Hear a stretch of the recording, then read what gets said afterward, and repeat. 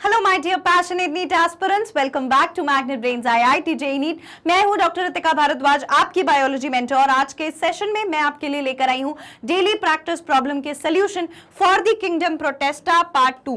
First part का जो हमारा क्वेश्चन का एक्सप्लेनेशन था, जो सॉल्यूशंस थे, वो हम देख चुके हैं डीपीपी में। लेकिन अब बारी है किंगडम प्रोटेस्टा के सेकंड डीपीपी की, जहां पर हम कुछ और क्वेश्चन सॉल्व करेंगे और पूरे प्रोटेस्टा किंगडम से इस बार क्वेश्चन इंक्लूडेड थे। होपफुली आप सब ने इसे बहुत अच्छे से सॉल्व कर लिया होगा। अगर कोई भी प्रॉब्लम है, कोई भी दिक्कत है, तो आप उस चीज को आज इस वीडियो में क्लियर कर सकते हैं। लेकिन सेशन अगर मैं स्टार्ट करूं तो उससे पहले जरूरी है आपको ये बताना कि हमारी क्या स्ट्रैटेजी है। तो हमारा जो कोर्स मॉड्यूल है वो क्या है। सबसे पहले हम फोकस करते हैं टॉपिक वाइज एक्सप्लेनेशन पर। हर चैप्टर के लिए एक एक टॉपिक का हम एक्सप्लेनेशन देखते हैं। उसके बाद डेली प्रैक्टिस प्रॉब्लम का पीडीएफ। डेली प्रैक्टिस प्रॉब्लम का पीडीएफ आपको कहां मिलता है? वीडियो के डिस्क्रिप्शन लिंक में जाकर के आपको उसे क्लिक करना है, डीपीपी को डाउनलोड करना है और फिर उसे सॉल्व करना है। कोई भी दिक्कत होती है तो जैसे आज का सेशन है वैसे ही मैं डेली प्रैक्टिस प्रॉब्लम के सॉल्यूशंस आपके लिए लेकर आती हूँ। उसके बाद हम बात करते हैं chapter wise multiple choice question की। एक बार हम हर टॉपिक के लिए डेली प्रैक्टिस प्रॉब्लम सॉल्व करने के बाद जब आखिर में सेशन को, चैप्टर को कंप्लीट करते हैं तो हम जाते हैं मल्टीपल चॉइस क्वेश्चन की तरफ उस पर्टिकुलर चैप्टर में से, और as well as list of scientist, कौन से साइंटिस्ट उस चैप्टर में इन्वॉल्व थे, क्या उनका कंट्रीब्यूशन था, किस ईयर में उन्होंने कंट्रीब्यूशन दिया था, ये सारी चीजें इंक्लूडेड होती हैं।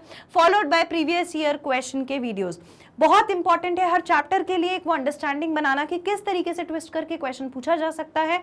तो प्रीवियस ईयर के क्वेश्चंस का जो वीडियो है वो हर चैप्टर के लिए आपको एंड ऑफ द चैप्टर में मिल जाता है। Followed by doubt solving session.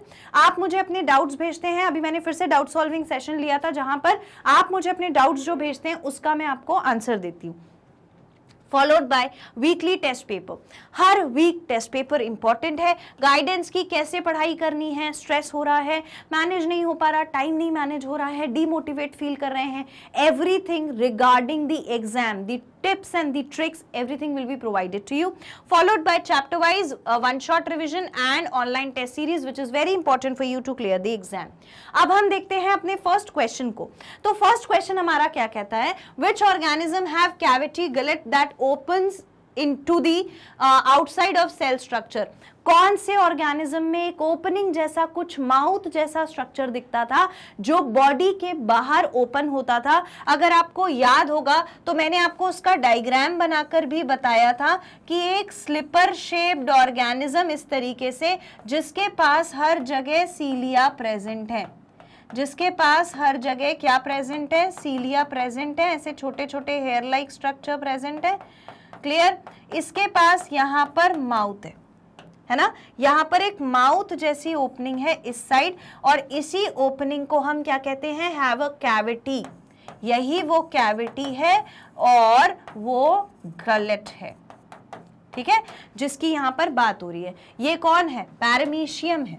This is paramecium, paramecium. और इसमें बाकी सारे जो स्ट्रक्चर्स हैं वो यहाँ पर इस तरीके से प्रेजेंट है, ऐसे। बाकी सारे सेल के स्ट्रक्चर्स जो होते हैं वो ऐसे प्रेजेंट है। तो पैरामीशियम में देखा जाता है क्या? एक गलेट लाइक कैविटी, ठीक है, जो ओपन हो जाती है बॉडी से बाहर, जिसे माउथ जैसा ट्रीट करते हैं। तो सही आंसर क्या है हमारा? पैरामीशियम। देखिए, एंट अमीबा नहीं है, ट्रिपैनोसोमा नहीं है। ट्रिपैनोसोमा क्या करता है? स्लीपिंग सिकनेस कॉज करता है। पैरामीशियम हमारा आंसर है। This is the correct answer, and euglena भी नहीं। So C option is the right option to this question. Next question देखिए। नेक्स्ट क्वेश्चन है which organism have an infectious spore like stage in their life cycle? कौन से organism में infectious spore like stage होती है अपने life cycle में? कौन से ऑर्गेनिज्म में होती है? अमीबॉइड प्रोटोजोन में। अच्छा, इन्फेक्शियस स्टेज का क्या मतलब है? इन्फेक्शियस स्टेज का मतलब है कि जहां पर आपको लाइट बॉडीज ग्रो करती हुई दिखेंगी, मूव करती हुई दिखेंगी। क्यों? क्योंकि वो इन्फेक्शन कॉज करा सके। तो अब बात है किसमें होता है ऐसा? अमीबॉइड प्रोटोजोन नहीं, फ्लैजिलेटेड प्रोटोजोन नहीं, सीलिएटेड प्रोटोजोन नहीं, स्पोरोजोन। ये स्पोर्स ही तो होती हैं जो हमें लाइट बॉडीज हर जगह मिल जाती हैं, जो क्या कर सकती हैं? इन्फेक्शियस बॉडीज कहलाती हैं। तो स्पोरोजोन जो है वो इसका करेक्ट आंसर है, option D. Clear? Okay, now hopefully आप सबने सही आंसर मार्क किया होगा। Next question is all protozoans are.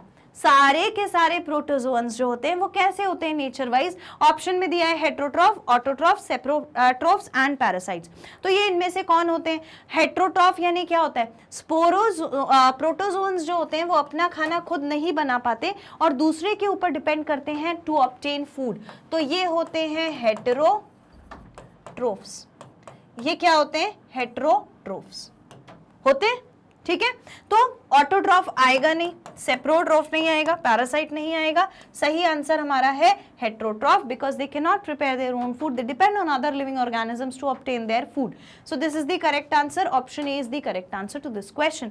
I hope easy है, ये बहुत ज्यादा डिफिकल्ट नहीं है। थोड़ा सा अगर आपने सेशन ध्यान से देखा है तो आप क्वेश्चन अच्छे से सॉल्व कर पाएंगे। नेक्स्ट है, which are believe to be primitive relatives of animal. Animals के प्रिमिटिव रिलेटिव्स किसको बोला जाता है? ये मैंने आपको बताया हुआ था, मुझे इसका सही आंसर बताइए, किसको बोलते हैं? कौन है इनमें से हमारा प्रिमिटिव रिलेटिव? कौन है? कौन भाई हमारा रिश्तेदार है? प्रोटोजोअन है, पॉरीफेरन है, यूग्लिनॉइड है या आर्केबैक्टीरिया है? कौन है? ऑप्शंस क्या है? प्रोटोजोअन जिसकी अभी हमने बात करी थी, इसके बाद पॉरीफेरन, इसके बाद यूग्लिनॉइड, इसके बाद archaebacteria. Tell me the correct option that you find the answer is written. दे दिया आपने अपना आंसर? दिया या नहीं? कौन है हमारा प्रिमिटिव रिलेटिव ऑफ ऑर्गेनिज्म? ये इंपॉर्टेंट है यार, इट इज वेरी इंपॉर्टेंट। लिखिए इसका आंसर, मुझे बताइए जल्दी से लिखकर। लिखा? सबने लिख दिया? अच्छा मोमेंट ले लो, एक सोच लो, सोचकर आंसर देना, गलत आंसर बिल्कुल नहीं देना है। डन? ओके, लिख दिया? ठीक है। प्रिमिटिव रिलेटिव ऑफ एनिमल किसको बोला जाता है? Protozoan, porifera, euglenoid, archaebacteria. ध्यान से देखो, अगर हम आर्केबैक्टीरिया नीचे से ऊपर चलते हैं, आर्केबैक्टीरिया की बात करें, बैक्टीरिया कभी हमारा रिलेटिव हो सकता है एनिमल का? नहीं हो सकता, बैक्टीरिया छोटा सा सेल है। यूग्लिनॉइड जो है उसको कनेक्टिंग लिंक बोलते थे प्लांट और एनिमल के बीच में। पॉरीफेरन्स जो होते हैं वो अभी हमने एक्चुअली पढ़े नहीं है, हम आगे जाकर पढ़ेंगे जब हम एनिमल किंगडम पढ़ेंगे। पॉरीफेरा जो है सेल्यूलर ग्रेड ऑफ ऑर्गेनाइजेशन होता है, वो हमारा रिलेटिव नहीं हो सकता।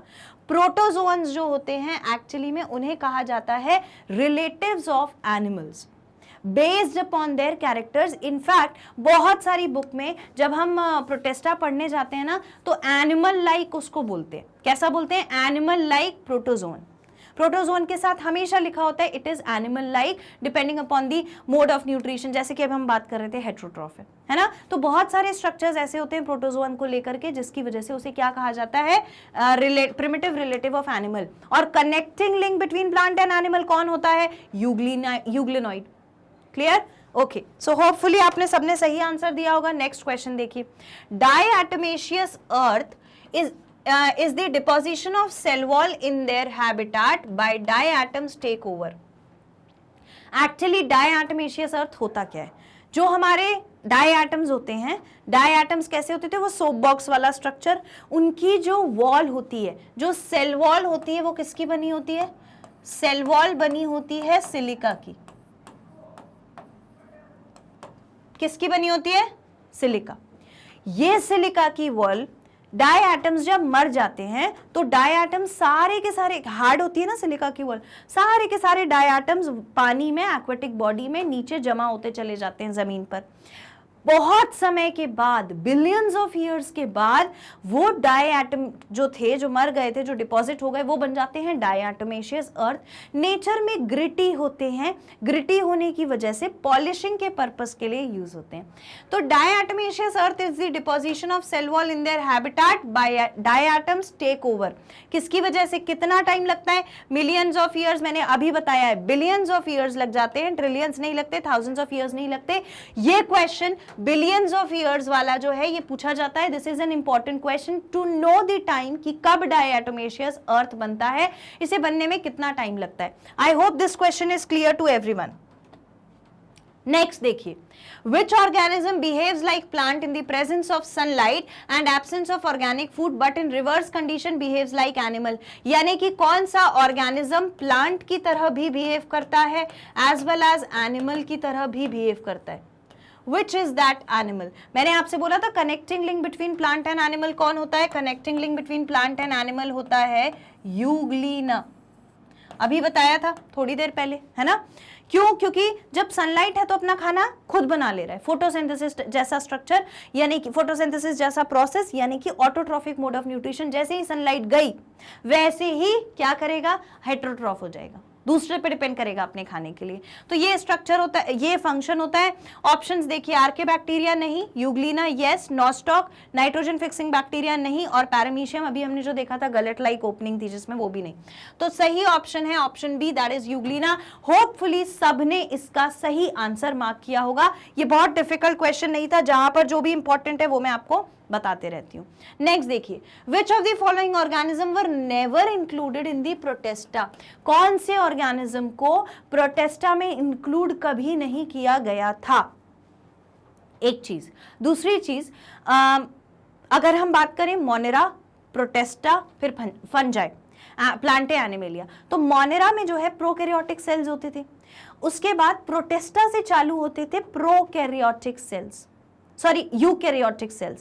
पहले वाले ग्रुप में सिर्फ प्रोकैरियोटिक प्रिमिटिव सेल स्ट्रक्चर होता था, लेकिन मोनेरा के बाद प्रोटेस्टा, फंजाई, प्लांटे, एनिमेलिया, सब में हमें क्या मिलता था, हमें मिलता था यूकैरियोटिक सेल। ठीक है, तो कौन सा ऑर्गेनिज्म प्रोटेस्टा में इंक्लूडेड नहीं था? ठीक है, तो कौन सा नहीं था? बैक्टीरिया जो था, बैक्टीरिया आपको कहाँ मिल रहा था? अपन ने मोनेरा प्रोटेस्टा जब पढ़ा तो हमें बैक्टीरिया पढ़ा हमने उसमें। उसके बाद रेड एल्गे मतलब कि ब्लू ग्रीन एल्गे, साइनोबैक्टीरिया की बात हो रही है, स्लाइम मोल्ड की बात हो रही है, स्लाइम मोल्ड भी हमने यहाँ नहीं पढ़ा, और उसके बाद मॉसिस, है ना। तो अब आप मुझे इसमें से बताइए कि कौन सा स्ट्रक्चर है जो प्रोटेस्टा में इंक्लूडेड नहीं था। I will give you a moment, just tell me about that. Written? Okay, now tell me the reason for this. Protista जो होता है, मैंने आपको बोला उसमें सारे के सारे यूकैरियोटिक सेल्स तो आ जाते हैं, लेकिन ऑर्गेनिजम्स कैसे होते हैं? प्रोटेस्टा में ऑर्गेनिज्म सारे होते हैं यूनिसेल्यूलर, यूनिसेल्यूलर, और जबकि ऑप्शंस में दिए गए bacteria, red algae, slime mould तो मिल जाएंगे। अब बचा मॉसिस। मॉसिस नेचर में मल्टी सेल्यूलर होते हैं। कैसे होते हैं? Multi cellular. और क्योंकि ये मल्टी सेल्यूलर है इसीलिए ये इंक्लूड होते हैं ब्रायोफाइटा में। ब्रायोफाइटा हमें कहाँ मिलता है? ब्रायोफाइटा हमें मिलता है एनिमल किंगडम में, सॉरी प्लांट किंगडम में, प्लांट किंगडम में। ठीक है, तो मॉसिस जो हैं उन्हें आप प्रोटेस्टा में इंक्लूड नहीं कर सकते। प्रोटेस्टा में कौन आएगा? Unicellular eukaryotes. मॉस जो हैं वो मल्टीसेल्यूलर यूकैरियोटिक ऑर्गेनिजम्स हैं, तो वो आते हैं किसमें? प्लांटे के अंदर, ब्रायोफाइटा में। ये क्वेश्चन जो है ये आपके लिए इंपॉर्टेंट जरूर है, लेकिन ये आपको और ज्यादा क्रिस्टल क्लियर पता है कब होगा? जब हम ब्रायोफाइटा पढ़ लेंगे, मतलब जब आपकी ब्रायोफाइटा की अंडरस्टैंडिंग बन जाएगी। आप में से अगर किसी स्टूडेंट ने ऑलरेडी ब्रायोफाइटा पढ़ा हुआ है तो आपकी वो अंडरस्टैंडिंग होगी, आपको समझ में आ रहा है कि ब्रायोफाइटा, मॉसिस जो है वो हमें दिखते हैं ऐसे, हमें लगता है कि बैक्टीरिया की तरह है, क्योंकि कुछ सेल के स्ट्रक्चर जैसे उसमें माइटोकॉन्ड्रिया प्रेजेंट है, वैक्यूल प्रेजेंट है, नॉर्मल सेल जो होता है वो सारी चीजें प्रेजेंट है, लेकिन स्ट्रक्चर कौन सी चीज का बना है? मल्टी सेल्यूलर स्ट्रक्चर का बना है। ठीक है, तो correct option is option D, that is mosses. Clear? इसे लिख लीजिए आप लिखना चाहते हैं तो। अब बात आती है नेक्स्ट क्वेश्चन की। नेक्स्ट क्वेश्चन क्या है? Which is not the locomotory organ of protozoa? Protozoa का कौन सा वाला, सॉरी प्रोटोजोआ का कौन सा, 1 मिनट, प्रोटोजोआ का कौन सा वाला स्ट्रक्चर जो है वो क्या नहीं है? लोकोमोटरी ऑर्गन नहीं है, नॉट अ लोकोमोटरी ऑर्गन। ठीक है, लोकोमोटरी ऑर्गन का मतलब होता है organ which helps in movement. Locomotion का मतलब होता है मूवमेंट, चलना। तो चलने के लिए प्रोटोजोआ में क्या प्रेजेंट नहीं है? What is not present in protozoa? Cilia, option में दिया है सीलिया, फिर flagella, pseudopodia, parapodia. What is not present in protozoa? Write your answer and tell me. मुझे आंसर दीजिए आप अपना। आपने अगर डीपीपी सॉल्व कर ली अब तक तो आपको आंसर जो है वो पता ही होगा, है ना? पता होगा ना, ये चीजें हमने पढ़ी हुई है प्रोटोजोआ को लेकर के कि उसके पास क्या प्रेजेंट है, सीलिया प्रेजेंट है, फ्लैजिला प्रेजेंट है, या पैरापोडिया प्रेजेंट है, या सीडोपोडिया प्रेजेंट है, और क्या प्रेजेंट नहीं है। डन, समझ गए? ठीक है, होपफुली आपने अपना आंसर दे दिया होगा। मैं अपना आंसर बता देती हूँ। देखो, सीलिया जो होता है, अगर मान लो ये सेल है, ठीक है, इस सेल में हमको अगर सीलिया बनाना है तो सीलिया कैसा दिखता है? सीलिया कैसा दिखता है? ऐसे छोटे छोटे छोटे छोटे छोटे छोटे सेल के स्ट्रक्चर दिखते हैं, ठीक है। फ्लैजिला ऐसा दिखता है, मैंने फ्लैजिला के बारे में भी बताया। और सीडोपोडिया का मतलब होता है फॉल्स फुट, है ना, फॉल्स फुट इस तरीके से बन जाता है। तो ये सारे स्ट्रक्चर्स तो हमने पढ़े हैं। हमने क्या नहीं पढ़ा प्रोटोजोआ को लेकर? पैरापोडिया नहीं पढ़ा है। होपफुली आप सबने पैरापोडिया मार्क किया होगा, ठीक है, क्योंकि हमने सीलिया भी देखा है, फ्लैजिला भी देखा है, सीडोपोडिया भी देखा है। बस जो पैरापोडिया होता है वो प्रेजेंट नहीं होता किसमें? हमारे प्रोटोजोअन्स में। तो करेक्ट आंसर हमारा हो जाता है option D. Clear? Okay, the next is diatoms, frustule और shell is made up of. Diatoms के शेल में किस चीज का डिपोजिशन होता है जिसकी वजह से वो हार्ड होता है? तो डायटम्स के अंदर प्रेजेंट होने वाला स्ट्रक्चर जो उसे हार्ड बना देता है, ग्रिटी बना देता है, वो होता है सिलिका। सिलिका की वॉल्स होती हैं। ये एक यूनिक फीचर था डायटम्स का, प्रेजेंस ऑफ सिलिका को लेकर, जिससे डायटम्स बाद में बनाएंगे डायएटोमेशियस अर्थ। ठीक है, क्यों ऐसा होता है? क्योंकि ये जो डायएटम होता है ये नेचर में ग्रिटी होता है, ग्रिटी यानी कि दरदरा टाइप का। तो इससे हम क्या कर सकते हैं? पॉलिशिंग के लिए इसको यूज कर सकते हैं। So it is used for polishing. ठीक है, तो हमारा सही आंसर क्या होगा? सिलिका। सिलिका सही आंसर है, लाइम नहीं, मैग्नीशियम कार्बोनेट नहीं, एनी ऑफ द अबव नहीं। Correct option is option A. Clear? Option A is the correct option. लिख लीजिए इसको रिटन अगर आप लिखना चाहते हैं तो लिख लीजिए। नेक्स्ट देखिए, नेक्स्ट जो है वो क्या है? Diatomaceous earth used in polishing filtration of oil syrups due to.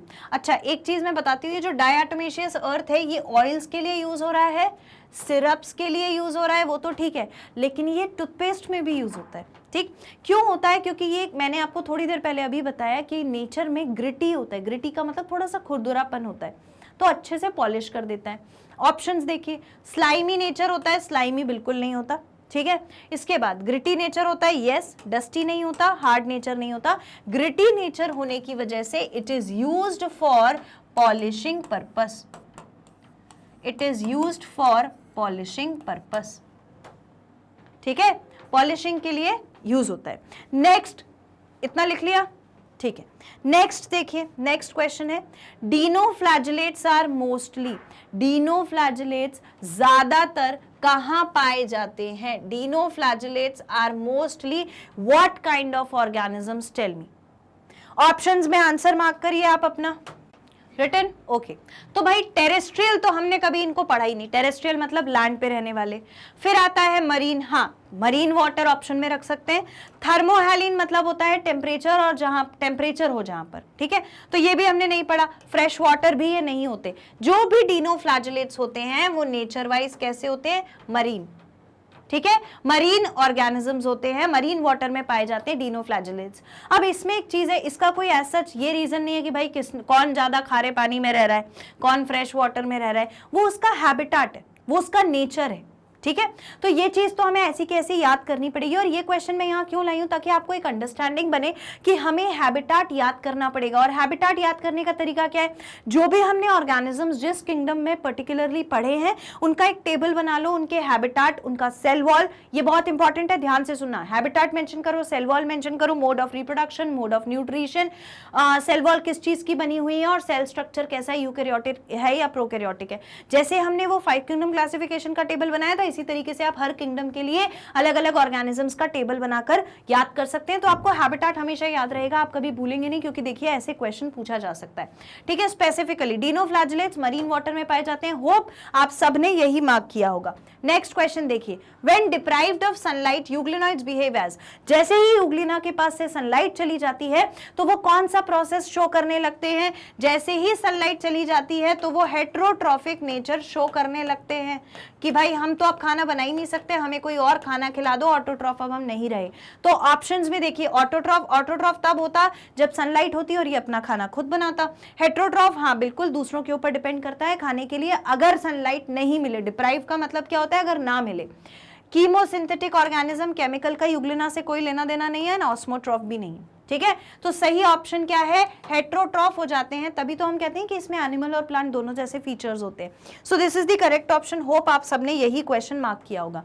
Next question देखिए, sea appear red due to rapid multiplication of, किसके रैपिड मल्टीप्लिकेशन से पानी जो होता है सी का वो हमें रेड दिखने लगता है? तो ये मैंने आपको पढ़ाया था कि वो जो रेडनेस वाटर में आ रही है वो किसकी वजह से आ रही है? फाइकोइराइथ्रिन नाम के पिगमेंट की वजह से, विच इम्पार्ट्स रेड कलर। ठीक है, तो ये किस में देखा जाता है, कौन सी स्पीशीज में देखा जाता है? ये मैंने आपको एग्जाम्पल वहां पे भी याद कराया था और बोला था नीट के लिए बहुत इंपॉर्टेंट है। अभी भी अगर आप इस क्वेश्चन को देख रहे हैं ना तो नीट के लिए इंपॉर्टेंट मार्क कर लेना, क्योंकि ये क्वेश्चन बहुत ज्यादा पूछा जाता है ड्यू टू इट्स ऑप्शंस हैं ग्वानुलेक्स, रेड डिनोफ्लैजेलेट्स, डेस्मिड, कोलेट्रोट्राइकियम एंड ग्वानुलेक्स, येलो डिनोफ्लैजेलेट्स। अब क्वेश्चन में ट्विस्ट देखिए, आपको भी पता है कि डेस्मिड और कोलेटोट्रिकियम जो है वो नहीं है। अब बचा है क्या हमारे पास? ग्वानुलेक्स, और ये भी ग्वानुलेक्स। अब हमें कंफ्यूजन क्या हो सकता था ग्वानुलेक्स में, क्योंकि ग्वानुलेक्स जो होते थे वही रेड कलर इंपार्ट करते थे सी को। तो या तो ये रेड डिनोफ्लैजेलेट होगा या तो ये येलो डिनोफ्लैजेलेट होगा। तो थैंकफुली अगर क्वेश्चन में मेंशन है येलो डिनोफ्लैजेलेट तो ये तो हमारा ऑप्शन नहीं होगा, सही ऑप्शन होगा रेड डिनोफ्लैजेलेट। ठीक है, ग्वानुलेक्स दोनों को बोलते हैं, रेड वाले को भी और येलो वाले को भी, है ना। तो अगर एक चीज, अगर क्वेश्चन में सिर्फ ग्वानुलेक्स मेंशन हो तो वही हमारा आंसर है, और अगर स्पेसिफिकली मेंशन है कि कौन सा वाला ग्वानुलेक्स है, रेड वाला या येलो वाला, तो ऑब्वियसली रेड वाला, कॉमन सेंस। ठीक है, डेस्मिड्स जो होते हैं वो नहीं होंगे। डेस्मिड क्या होता है? गोल्डन येलो कलर के प्लांट जैसे स्ट्रक्चर, याद है आपको मैंने बताया था डेस्मिड जो है वो क्या है? गोल्डन येलो कलर के प्लांट जैसे स्ट्रक्चर। और कोलेटोट्राइकम जो है वो क्या होता है? वो हमने इस चीज के एग्जाम्पल में पढ़ा ही नहीं है डिनोफ्लैजेलेट के, तो हम उसको इंक्लूड नहीं करेंगे। ठीक, तो ये हमारा सही ऑप्शन क्या हो गया? A, gonyaulax red dinoflagellate is the correct option. Clear? Okay, now अच्छा ये जो ऑप्शन है ना ये नीट के लिए बहुत इंपॉर्टेंट है। क्लियर? फाइन।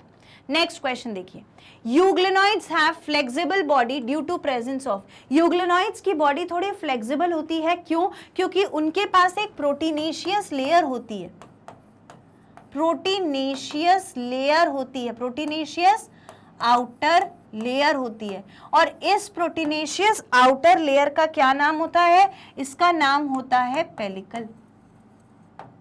इसका नाम होता है पेलिकल, जिसकी वजह से अगर मैंने यूग्लिना को छुआ, अगर मैंने उस यूग्लिना को टच किया तो वो मुझे बहुत स्लिपरी दिखेगा, ऐसा लगेगा कि ये मेरे हाथ से स्लिप हो सकता है। तो सही ऑप्शन क्या होना चाहिए? पेलिकल होना चाहिए। ऑप्शन में देखिए, क्लोरोफिल ग्रीन कलर पिगमेंट है, सेल वॉल नहीं, पेलिकल सेल्यूलोज नहीं, तो सही ऑप्शन है हमारा pellicle, option C. Clear? I hope सबने यही क्वेश्चन का आंसर मार्क किया होगा। नेक्स्ट देखिए, which bears two unequal flagella, दो अनइक्वल फ्लैजिला किसमें देखे जाते हैं? तो मैंने आपको कुछ ऐसा सा स्ट्रक्चर बनाकर दिखाया था, मैंने आपको कुछ ऐसा सा स्ट्रक्चर बनाकर दिखाया था, याद आ गया किसकी बॉडी बना रही हूं मैं? और ऐसा स्ट्रक्चर बनाया था। ठीक है, यहां पर बोला था कुछ आई जैसा होगा, अब याद आया? ये होता है किसमें? दो अनइक्वल फ्लैजिला, एक शॉर्ट फ्लैजिला एक लॉन्ग फ्लैजिला, किसमें देखा जाता है? यूग्लिनॉइड्स में देखा जाता है। किसमें देखा जाता है? यूग्लिनॉइड्स में। ऑप्शंस देखिए, यूग्लिनॉइड्स सही है, स्लाइम मोल्ड नहीं, डाई एटम्स नहीं, डिनोफ्लैजेलेट्स नहीं। ठीक है, वहां पर तो 2 इक्वल फ्लैजेलेट्स होते थे, ग्रुप्स में एम्बेडेड होते थे, बाकी डायटम स्लाइम मोल्ड में हमने नहीं देखा, हमने क्या देखा, यूग्लिनॉइड में। तो यूग्लिनॉइड में 2 अनइक्वल फ्लैजेला होते हैं, एक लॉन्ग फ्लैजेला होता है, एक शॉर्ट फ्लैजेला होता है। तो सही ऑप्शन हमारा है ऑप्शन ए। होप सब ने यही सही ऑप्शन मार्क किया होगा। Clear? Okay okay fine. So we are done with the multiple choice question for the protista part 2। Next session में हम और भी ज्यादा डेली प्रैक्टिस प्रॉब्लम सॉल्व करेंगे अलग टॉपिक्स के लिए। पर इसका ये मतलब नहीं है, देखो डियर स्टूडेंट्स, ये मेरा सजेशन है कि मैं पूरी कोशिश करती हूँ कि मैं मोस्ट इंपॉर्टेंट क्वेश्चंस को इन्वॉल्व करूँ और आप उसे सॉल्व करें। पर एक चीज का आपको ध्यान रखना है कि जैसे ही आपका टॉपिक खत्म होता है, आप डेली प्रैक्टिस प्रॉब्लम खत्म कर देते हो, उसके बाद वापस से एक बार टॉपिक को देखो, जो जहां जहां गलतियां हुई हैं, जहां जहां जो जो ऑप्शन आपसे छूटा है, उसको वापस से चेक करो, उस टॉपिक को अपना और थरो करो, एक बार एनसीईआरटी रीड करो क्योंकि अब अंडरस्टैंडिंग बन चुकी है, और उसके बाद और ज्यादा प्रैक्टिस प्रॉब्लम सॉल्व करने की कोशिश करिए इंडिविजुअली। मैंने एक सेशन में आपसे पूछा था कि कितने लोग क्वेश्चन सॉल्व कर रहे हैं, मुझे किसी ने कहा था 20 to 30 क्वेश्चन, किसी ने कहा था 50 क्वेश्चन। कम से कम मिनिमम 35 से 50 क्वेश्चन तक सॉल्व करने की कोशिश करिए डेली बेसिस पर, एक पूरे चैप्टर के लिए। मैं ये नहीं कहती कि एक टॉपिक के लिए इतना सॉल्व करो, टॉपिक तो हम सॉल्व करा रहे हैं, ठीक है, लेकिन कोशिश करनी है कि हम ज्यादा से ज्यादा क्वेश्चन सॉल्व करें। और क्वेश्चन सॉल्व करने के लिए आप अगर बुक रेफर नहीं कर रहे हैं तब भी कोई परेशानी नहीं है। At the end of the chapter जब मैं multiple choice questions, previous year questions, ये सारे इंक्लूड करूंगी, तो आप उसको खुद से सॉल्व करने की कोशिश करिए। That will make all the work do, है ना, वो सारा काम सब कुछ खत्म हो जाएगा आपको। लेकिन ये टॉपिक्स को रिवाइज करते रहना है और अच्छे से सीक्वेंस में, एक भी टॉपिक आपसे छूटे नहीं। तो आपको कहाँ जाना है, जो ऑफिशियल वेबसाइट है उस पर www.magnetbrains.com टाइप करिए, ऑफिशियल पेज ओपन होगा। जैसे ही ऑफिशियल पेज ओपन करेंगे तो ऊपर यहाँ लिखा रहता है एक्सप्लोर टॉप कोर्सेज, इसमें अपना नीट का कोर्स सिलेक्ट करो वहाँ जाकर, और उसमें बायोलॉजी सिलेक्ट करो। बायोलॉजी का पेज ओपन होगा इस तरीके से, यहाँ पूरा एक्सप्लेनेशन दिया हुआ है, यहाँ पर व्हाट चैप्टर वाइज वीडियोज लिखा है, यहाँ पूरे चैप्टर वाइज वीडियोस आपको मिलेंगे, उस पर क्लिक करिए, वीडियो इस तरीके से आपके सामने प्ले हो जाएगा, तो आप आसानी से वो टॉपिक अपना रिवाइज कर सकते हैं। फिलहाल आपको क्या करना है, आपको लाइक जरूर कर देना है, सब्सक्राइब करिए चैनल को, आपके डाउट्स आप मुझे भेज सकते हैं, और डाउट जब आएगा, डाउट सॉल्विंग सेशन जब आएगा, तो सब्सक्राइब करने से ही उसका नोटिफिकेशन आपको मिल जाएगा। शेयर जरूर करिए अपने सारे फ्रेंड्स और सिबलिंग्स के साथ। मैग्नेट ब्रेन्स पर आपको 100% फ्री एजुकेशन प्रोवाइड की जा रही है फॉर द एग्जाम नीट, तो आप आराम से इसे प्रैक्टिस कर सकते हैं, क्वेश्चन सॉल्व कर सकते हैं, everything is at your ease। मैं आपसे मिलूंगी नेक्स्ट सेशन में, तब तक के लिए thank you so much, take care.